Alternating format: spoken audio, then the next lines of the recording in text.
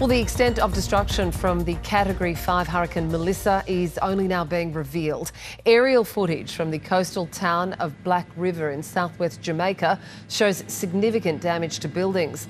The Jamaican Prime Minister, Andrew Holness, says nearly 90% of homes in Black River lost their roofs, describing the area as ground zero. 4 people were killed in the region. And the BBC's Nick Davis has been reporting on the ground in Jamaica and seeing firsthand the scale of the destruction. He joins me now from the capital, Kingston. I understand you have been travelling around Jamaica. You're now in Falmouth, one of the worst hit areas. What picture is emerging of the devastation in Jamaica?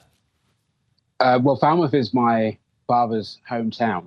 I'm going to be absolutely truthful with you. It's heartbreaking to see. As you drive into the city itself, into the town, it's just, for people who've never been, Jamaica is such a verdant country, such a green country. And now it is just grey and brown. You know, the trees stripped kind of almost remind me of matchsticks. They kind of look like twigs. And that's everywhere, not just in Black River, which we're looking at the moment, but everywhere around the country, especially the further west you go, the levels of destruction just get exponentially more.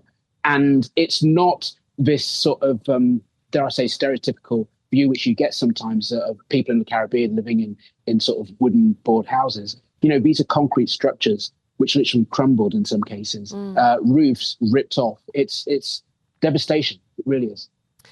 You're painting a picture of entirely marooned communities. We know that there's a huge amount of power out on the island. The roads are cut. There's still extensive flooding going on. What is happening for those communities that are entirely cut off? For the ones who are completely cut off at the moment, there is no way to get to them. There just isn't enough aircraft. There's not enough rotary aircraft to get to them. The roads are so completely cut off that it's proving difficult to get to them. Yesterday, I was in Mandeville, which is in the central part of Jamaica, and there was an emergency evacuation of Black River Hospital, which took 8 hours. It's a 1-hour journey. It took 8 hours because there's so much debris in the road. There's so much mud in the road. These are not four-wheel drive vehicles, so literally people were pushing the ambulances to try and get them to get to these patients. They did manage to get all 75 patients back to the hospital, but they took them to a hospital which was already flooded. So it tells you how bad the situation is if you're taking people from a destroyed hospital to a flooded hospital. There's a lot which needs to be done to be able to get to these people. We know that the Jamaican Prime Minister toured the region by air yesterday, unable to land in some areas because of these very situations that you're talking about. What is the government there offering the people of Jamaica? Is it equipped to deal with this? I think that no.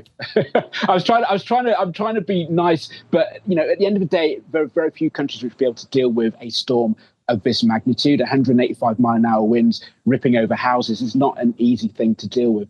But when you're a middle-income developing country, which is really just code for a richer poor country, no. I mean, it's going to cost the equivalent of around about 23 billion US dollars to be able to fix the problems. This country doesn't have it. That's not within our GDP. So it's going to be a generational problem to be able to deal with what we're looking at now.